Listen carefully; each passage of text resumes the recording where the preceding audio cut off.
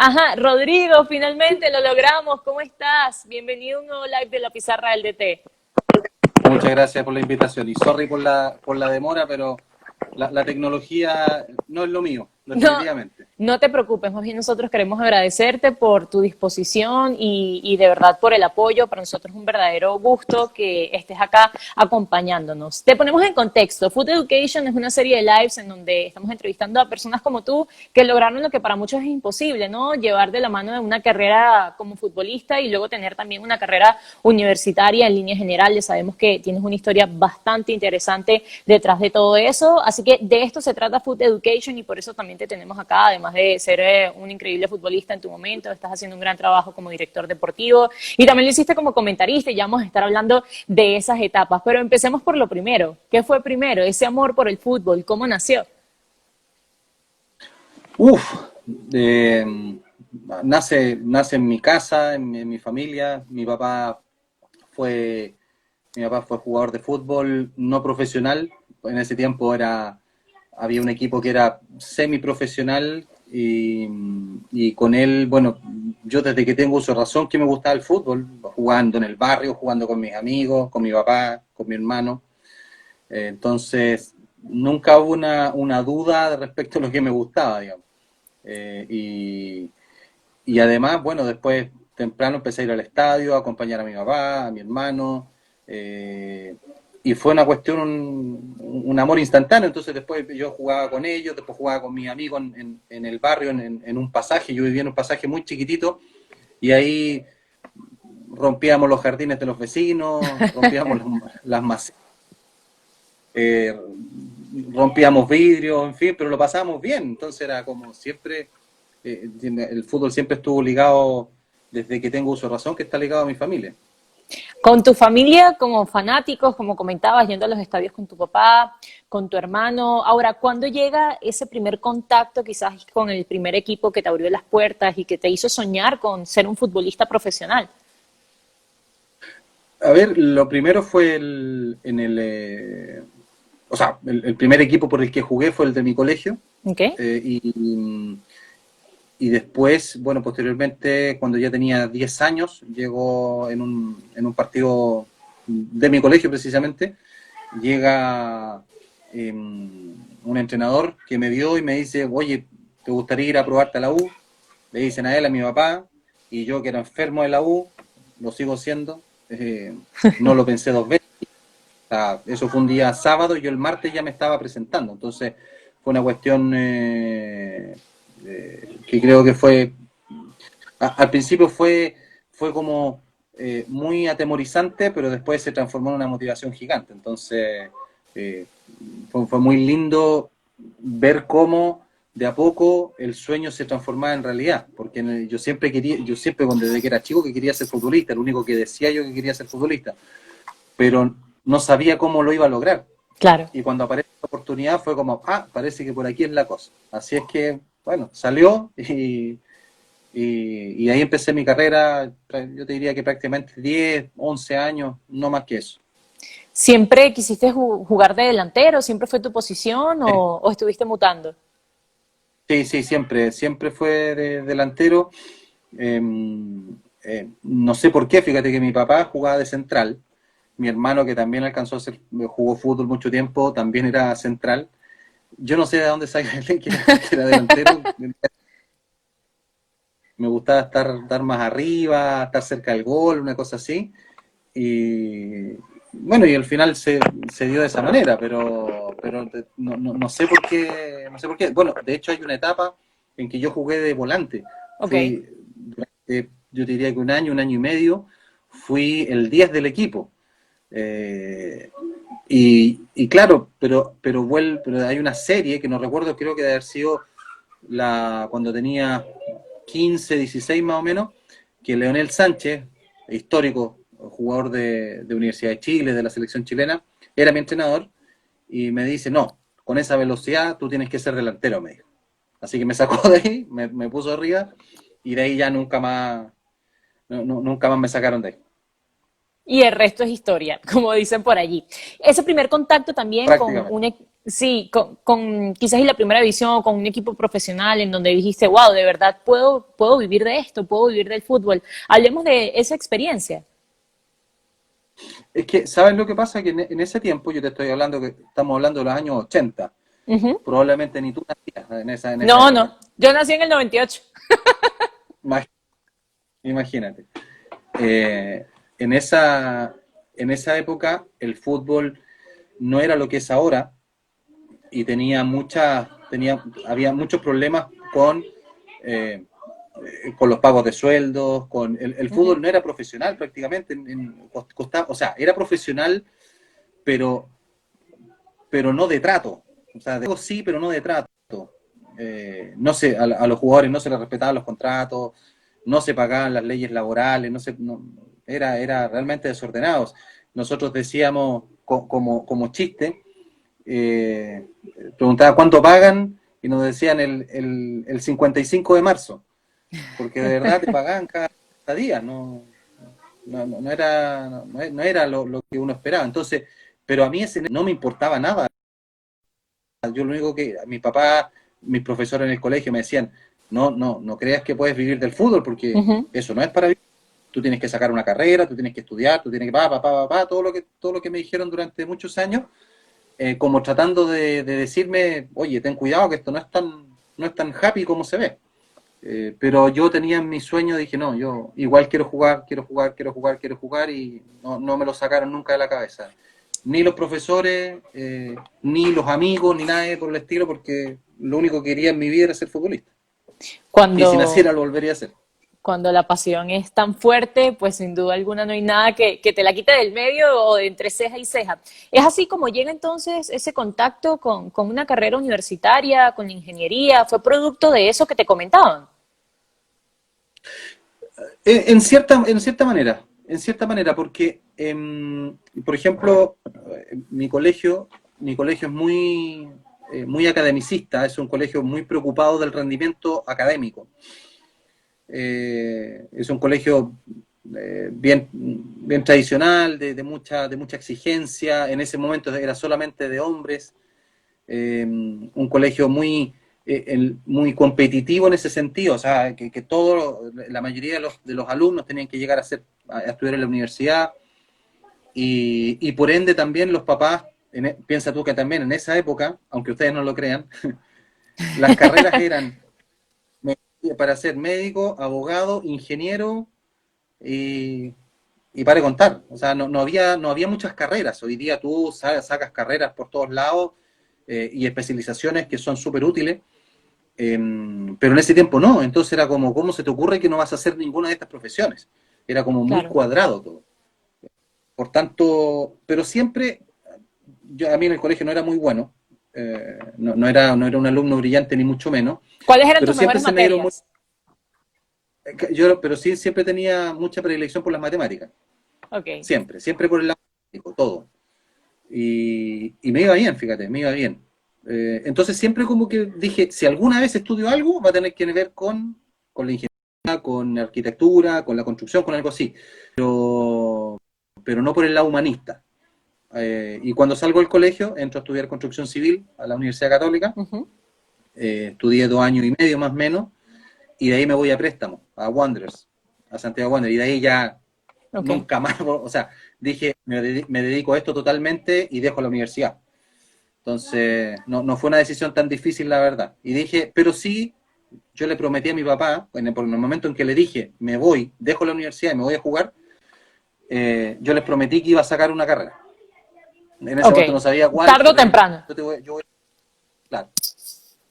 Les ¿Cuánto cumplí tiempo muchos años después, llevabas? pero, Y perdón, ya vamos a hablar de esa etapa. ¿Cuánto tiempo llevabas en la carrera de construcción civil hasta que frenaste? ¿Cuántos años fueron? 2 años y medio, ah, 2 años y medio. llevaba la Ok, mitad de ok. la carrera ya. Mira, Luis setenta y Así siete que nos fue dice por muy acá, fácil convencerlos, pero me apoyaron inmediatamente.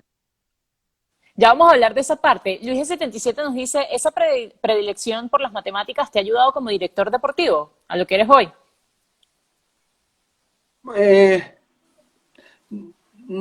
no sé si, a ver, el hecho de tener, a ver, la predilección por las matemáticas me llevó a desarrollar otras, otras competencias y sobre todo muchas cosas que son más de herramientas de gestión en que las matemáticas ayudan mucho.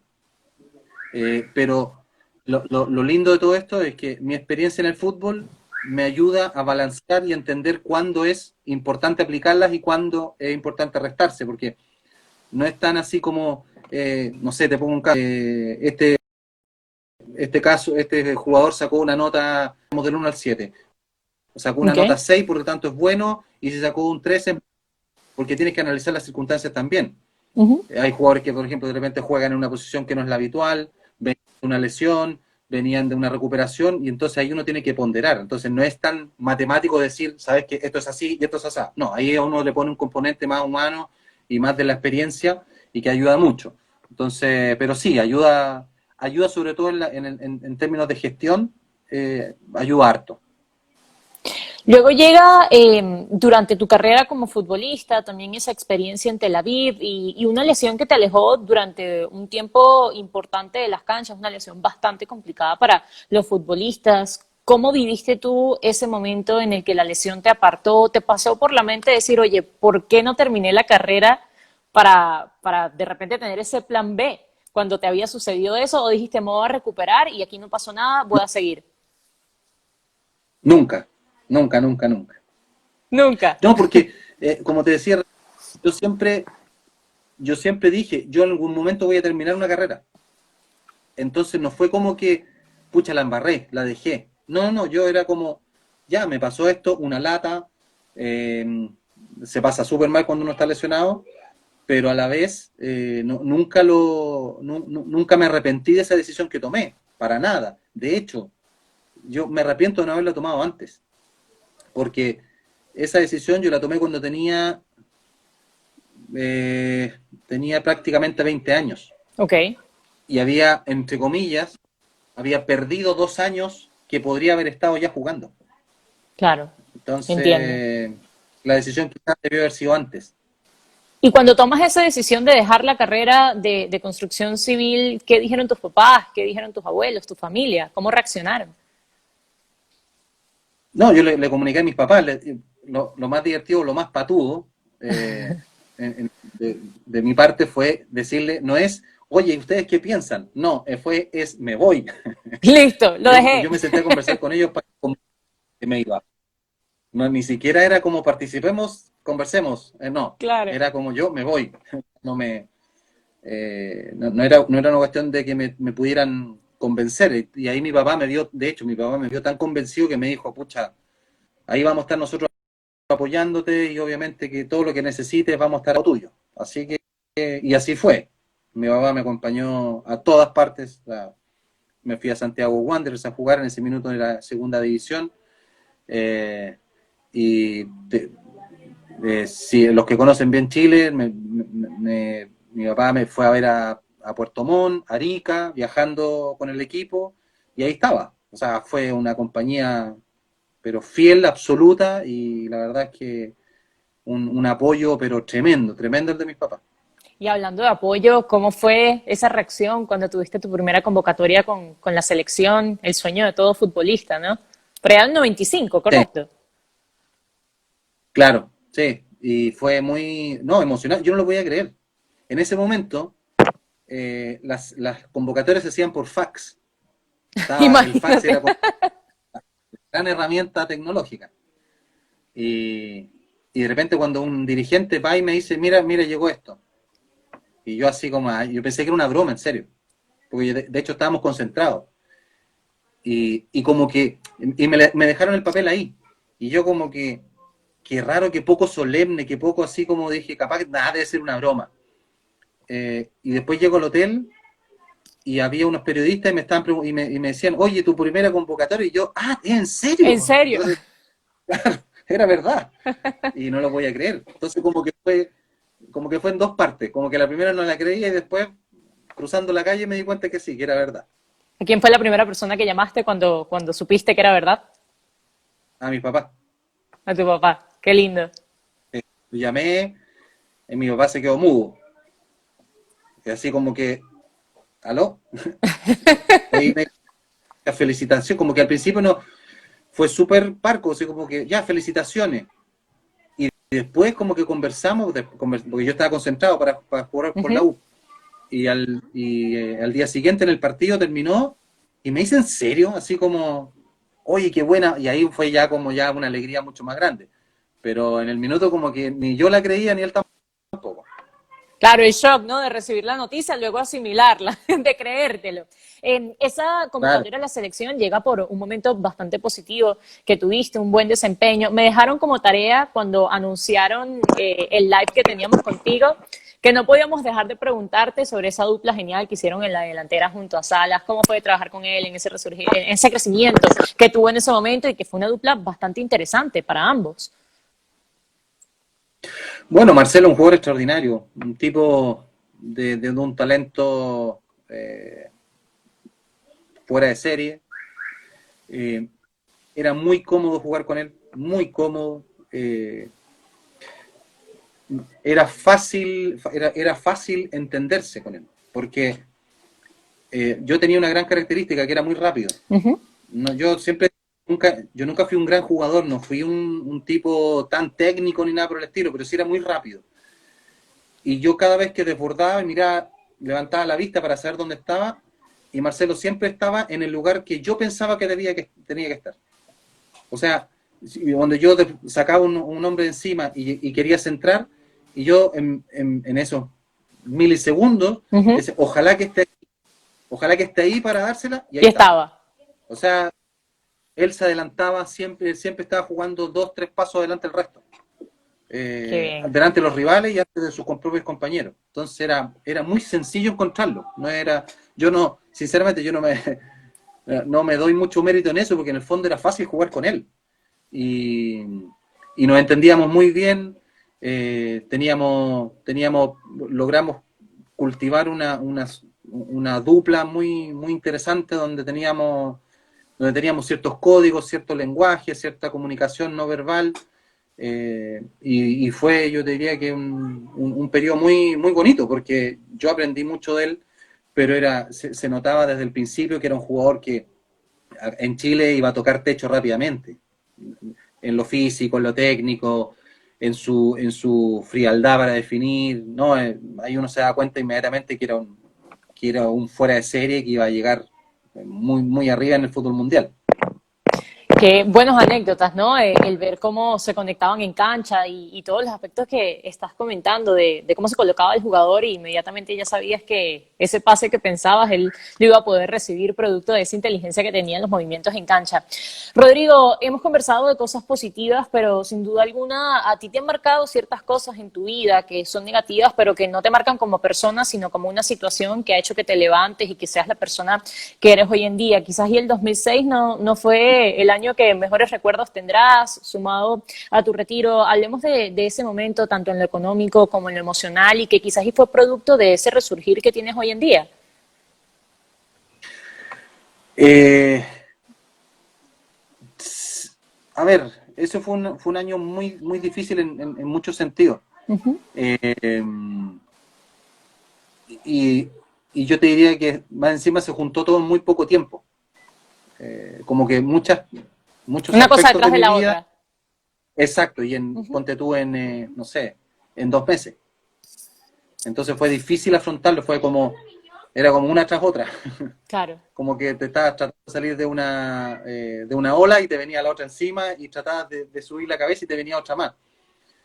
Pero hoy día lo recuerdo bueno, fue un periodo muy malo, ¿para qué te voy a decir otra cosa? Lo pasé muy mal, pero te deja mucha enseñanza, te deja mucha enseñanza. El fracaso enseña mucho más que el éxito, mucho más. Y, y yo en mi momento sí, obviamente me eché a morir, como cualquier ser humano. Mi papá siempre me dice, el dolor es para que duela. Entonces en su minuto hay que hacerlo sentir y ya después sacas las conclusiones y empiezas a decir, bueno, eh, de dónde saco yo herramientas para volver a pararme. Claro. Y creo que ahí, bueno, una vez más me apoyé en mi papá. en gente gente muy cercana, y empecé de a poco a dar un pasito, a dar otro pasito, a dar otro paso, hasta que ya me puse de pie de nuevo, y podía sentirme mejor. Pero sí, efectivamente ese año fue muy jodido, Producto de porque todo lo con que, muchas cosas en muy poco tiempo. eso te iba a comentar, producto de todo lo que pasó, tú en ese año es que decides retirarte, ¿correcto? Sí, Ok, 2006. y ahí decides cumplirle la promesa a tu papá de darle esa Sí. carrera universitaria. Ahí es cuando te vas como ingeniero industrial, ¿correcto? Sí, lo que pasa es que el año, yo siempre quise, como te había contado recién, yo siempre quería retomar mi carrera. Ujú. Sabía que probablemente no iba a ser precisamente construcción civil, porque ya tenía otros intereses y había otras carreras que me seducían mucho. Y una de ellas era la ingeniería civil industrial, Ujú. en la cual de a poco empecé a investigar más de qué se trataba. Yo ya la conocía, pero y estaba ahí entre esa y otra más, y apareció la posibilidad de volver a estudiar, y, y la verdad, y para serte honesto, como que no quise reflexionar mucho, porque yo dije, esto es una cuestión que la tengo que hacer. Si la pienso mucho, capaz que no la haga. Claro, ¿Me por entiendes? un tema de Si le inmediatez. doy mucha, claro, si le doy muchas vueltas, capaz que el día de mañana diga, no, sabes que lata, no lo voy a hacer. Entonces en un minuto dije, lo tengo que hacer ya, pum, lo hago, pum. Me inscribí, me matriculé, y fue como que de repente me di cuenta y dije, chuta, tremendo lo que hice, porque en el Perfecto. fondo en ese momento el, tenía 38 más o Ujú. menos, y de repente entro a la universidad y había compañeros que tenían 18 años, 17, profesores que eran menores que yo. ¿Te reconocían? No, los alumnos no. ¿Y los No, yo profesores? no me conocías tú, me van a conocer los compañeros, ¿no? Pero sí, pero los profesores, algunos profesores eran menores que yo, 27, 28, me trataban de usted, imagínate. Entonces fue como, pero dije ya, o sea, lo hice, me atreví, y la verdad que fue una experiencia maravillosa. De hecho, yo egresé el 2015, el 2016 defendí mi proyecto de título, y siempre he quedado con las ganas de volver a estudiar. Tengo ganas de seguir estudiando, ¿Qué te más gustaría? cosas. Tengo muchas ganas de hacer un máster en gestión deportiva, Ujú. porque mi carrera me ha ayudado mucho a entender un proceso que a mí me encanta, que es el control de gestión. Cuando Ujú. uno se da cuenta dónde tiene que ir apretando las tuercas, y dónde saber en qué minuto tiene que hacer ciertas cosas. Y eso me ha ayudado mucho, sobre todo en este trabajo, En lo que haces hoy en donde día, nosotros claro. llegamos donde nosotros llegamos a un club que tenía ciertos problemas, y que nos pidieron, pucha, arreglemos esto, tratemos de encuadrarlo, tratemos de darle un orden, y eso me sirvió mucho, un montón. Pero igual me gustaría tener más herramientas, y yo sé que esas herramientas, además de la experiencia, las puedo lograr con un posgrado, con un magíster, con un diplomado, no sé, ahí tengo que ver. Pero sí, o sea, como decimos, estoy verde por volver a estudiar, porque a mí me gusta mucho aprender. Sabes que por acá, aprovechando que estás hablando de esta etapa que vives hoy en día con lo de Chile, Luis de 77 nos dice, sigues sintiendo presión, te formaste de los 10 años en uno de los clubes más grandes de América y hoy por hoy sigues allí, obviamente desde otro rol, pero siempre está quizás esa presión de formar parte de un club tan histórico, tan importante en el continente. Absolutamente. Sí, se siente, a ver, se siente, pero, pero la motivación es mucho más grande. Es mucho, pero por lejos mucho más grande. O sea, eh, yo estoy en el lugar donde quiero estar. Para mí la U es mi casa. Y yo siempre digo, imagínate, yo entro al CDA, veo el edificio, veo mi oficina tiene unos chunchitos puestos en la puerta, tengo mi bandera de la U, tengo fotos, tengo historia, Entonces es imposible no sentirse bien ahí.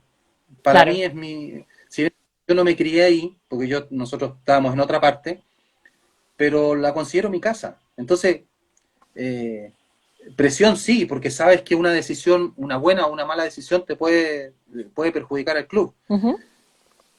pero a la vez también para mí es una satisfacción tremenda, tremenda, tremenda, tremenda, hoy día en una etapa distinta, donde, donde uno también hace eh, las estrellas son los jugadores. Un dirigente, es muy raro que un dirigente sea estrella, Claro. ¿entiendes? Igual que los directores técnicos, Ujú. o sea, si te va eres extraordinario, si eres malo, eres el peor. Eh, entonces, pero no me importa, de verdad, yo no estoy aquí por los aplausos ni por nada por el estilo, yo estoy porque yo quiero aportarle mi experiencia, mi conocimiento a mi club, y lo hago es un poco complicado porque en el fondo están mis sentimientos involucrados, pero sí trato de hacerlo lo más profesionalmente posible, cuando hay que tomar decisiones, lo más, Frío, ¿no? con la mayor cantidad de información para tomar una buena decisión. No es fácil, pero sí, si es por la presión se siente, pero la motivación es infinitamente más grande. Mira, y cuando terminas la carrera, que ya tienes ese título de ingeniero civil, se lo diste a tu papá y le dijiste, aquí está, promesa cumplida. Sí. No, pero ellos siempre me decían que no, que yo ya la había cumplido mucho antes, pero, pero igual era algo no sé si se los debía, pero sí yo lo quería lograr. Para mí era una meta tener mi hermano, mi hermano era profesor de educación física, mi hermana es nutricionista, o sea, yo era el único que no tenía un título de los tres. Entonces era como, y mi papá me dijeron, no, pero fuiste futbolista, me decían, o sea, igual tuviste, sí, le dije, pero yo quiero un cartón y decir, ahí está.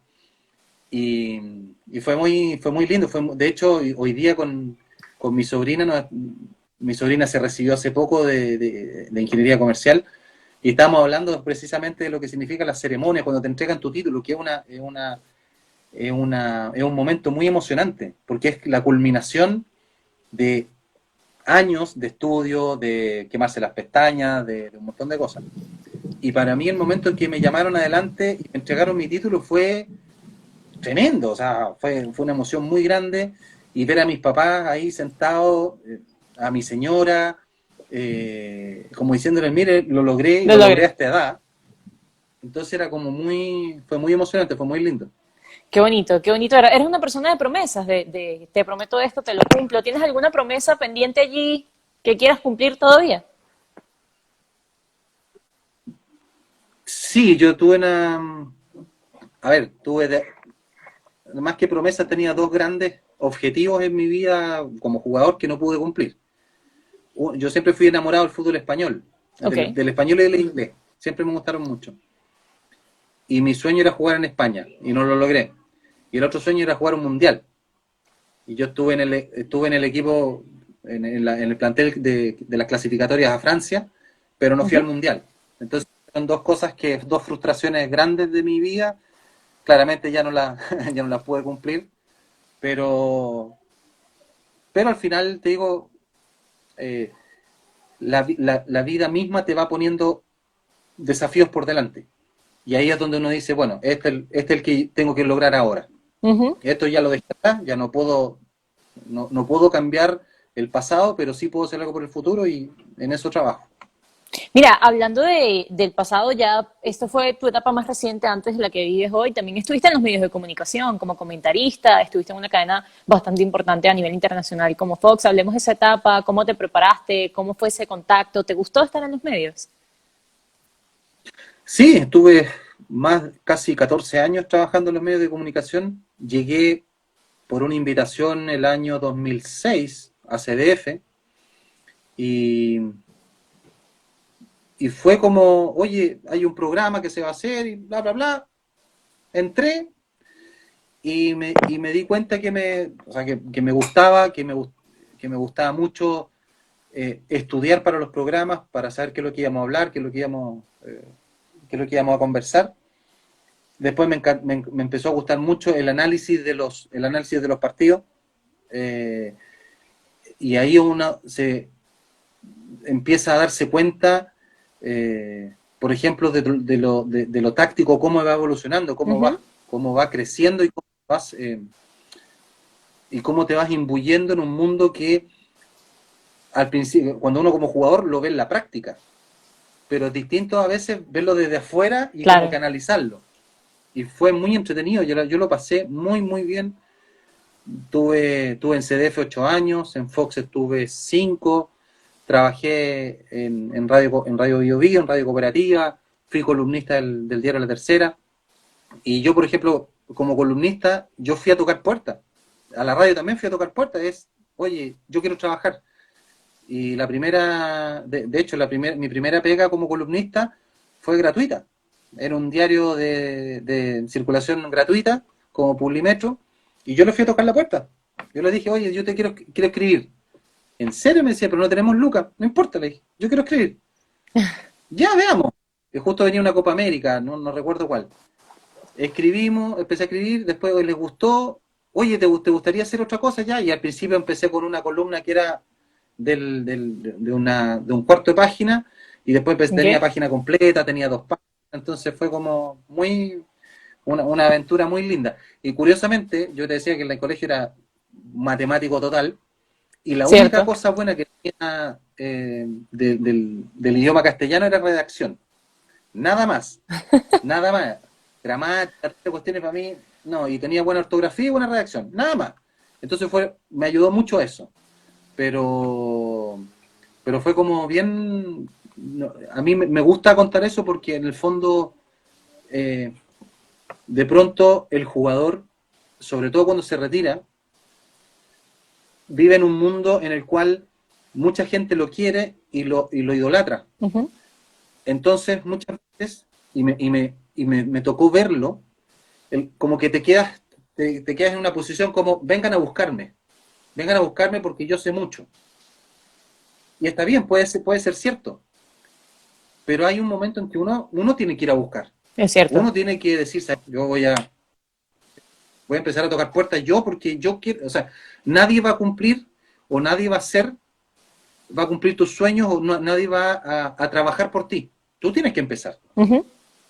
Y si eso Buscar la significa oportunidad. empezar de abajo, si significa trabajar gratis, si eso significa ir a tocar puertas, bueno, a mí no se me cae como dice mi mamá, a mí no se me cae una perla de la corona por hacer eso. Y el trabajo siempre dignifica, Ujú. y uno tiene que hacerlo de manera gratuita, bueno, lo hará y punto. Si te sirve eso para crecer, lo encuentro fantástico.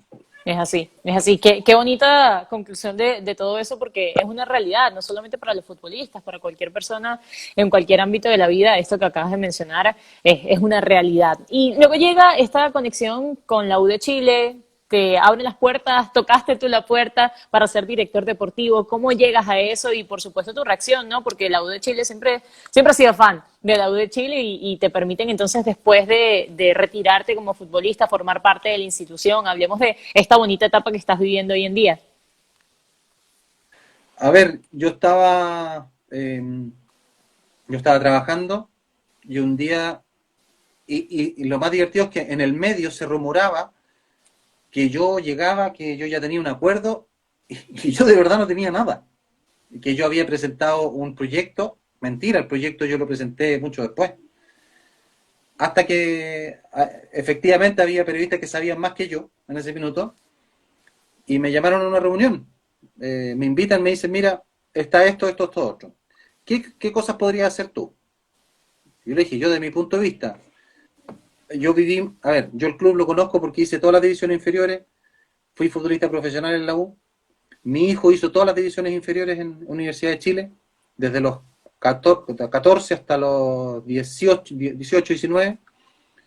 Entonces conozco varias patas del club. Y yo le Ujú. dije, mire, yo haría tal cosa, le expliqué cuál era mi visión. Ya, ¿y cómo crees tú que debiera ejecutar eso? Y le expliqué también, sin entrar en grandes detalles, obviamente. Y ahí fue cuando yo le dije, obviamente que comprenderán que si vengo para acá me tengo que salir de todo. Tengo que Claro. dejar radio, tengo que dejar el canal, dejar los diarios, tengo que dejar todo lo que tenga Abocarte que ver con 100% a eso. Exacto, porque no Ujú. trabajo, primero porque es incompatible y segundo porque también es un trabajo de 24/7. Sí. Y te digo cosas de 2 o 3 días, me llaman y me dicen, mira,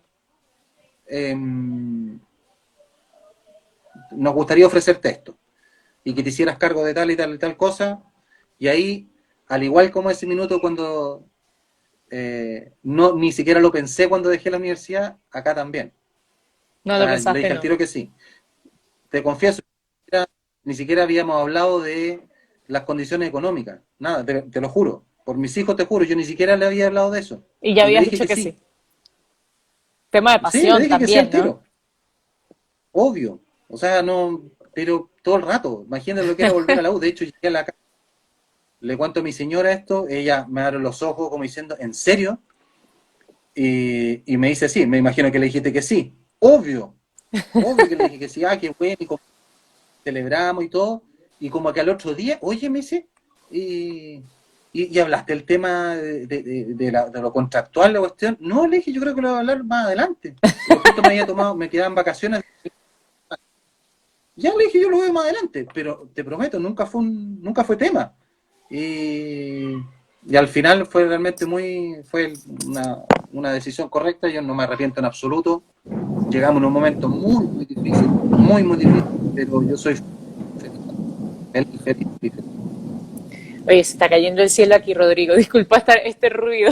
Está cayendo una tormenta. Oye, de verdad, qué bonito. Y qué bonito que la U también sintió ese compromiso, porque así como tu esposa se sorprendió diciendo, oye, pero no conversaron de eso, me imagino que la U también dijo, oye, esta persona de verdad quiere trabajar con nosotros y esa pasión también se demuestra en tu trabajo como tal. Rodrigo, de verdad quiero o queremos agradecerte en nombre de la Pizarra por este tiempo, por todo el esfuerzo que hiciste para poder llevar a cabo la entrevista. La disfruté muchísimo. Eres una persona que deja mucho al momento de hablar, producto de todas las experiencias que tienes, de todo lo que has vivido. Te queremos pedir, por último, ya para cerrar, un consejo para esas generaciones que, bien sea que quieran dedicarse al tema de ser futbolistas profesionales o de las personas que quizás hayan tenido altos y bajos en su vida y que de alguna u otra forma sienten que no se pueden recuperar. Un consejo de parte de una persona que logró levantarse, que logró triunfar en cada una de sus etapas y que por supuesto todavía hay mucho más de Rodrigo Goldberg. Pucha, me suena como un poco arrogante yo aconsejar, pero sí les puedo decir que eh, en toda mi vida, yo siempre, una de las cosas que yo he hecho es declarar, no, lo anoto, no es que lo ande publicando por todas partes, Uh -huh. pero declarar lo que quiero hacer. Ok, Entonces, la primera cosa es como declararlo. Y lo segundo es decir, bueno, ¿qué voy a hacer para que esto se logre? ¿Qué estoy dispuesto a hacer? claro. Declararlo como una especie de creértelo, ¿no? Y Claro, hacer lo posible para que se logre. porque muchas veces dice, pucha, que a mí me encantaría hacer esto. Perfecto, ¿qué has hecho para eso? Uh -huh. ¿Estás Tal cual, haciendo algo? ¿Estás trabajando en tu sueño? Bueno, entonces decláralo y haz algo por eso. Porque si no haces nada, nadie lo va a hacer por ti.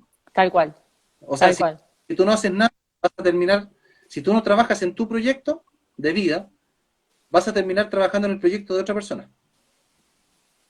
No se Es diga así de más. simple. No se diga más, Rodrigo. Buena Lo mejor conclusión. es decir eso y después ponerse a trabajar en el sueño y punto. Y que nadie te diga que es imposible porque no es así. Así que encantado, oye, encantado de hablar con usted. Gracias, los saludos ahí, Leo, desde México. Nunca me imaginé que iban a mandar saludos desde México. Muchas gracias, Ernesto. A Sí. Tinazo también que está ahí, que me mandó un mensaje. Muchísimas gracias, la verdad que lo pasé muy bien. Y sorry Tinazo que por lo poco no, lógico, pero me costó mucho conectarme. no te disculpes, verdad que nosotros la pasamos muy bien. Saludos a Tinazo que dice grande polaco, Ernesto que nos dice gracias a Pizarra del DT por tan interesante entrevista, un saludo desde México y también Nacho López que dice buenísimo. Rodrigo, nuevamente te queremos agradecer de corazón, desearte el mayor de los éxitos, miles de bendiciones a ti, a tu familia y por supuesto que sigas triunfando en esta etapa como director deportivo de la U de Chile. Miles de bendiciones y agradecimientos nuevamente. Que les vaya muy bien. Muchísimas gracias. Chao a todos. Gracias igualmente, Rodrigo. Chao.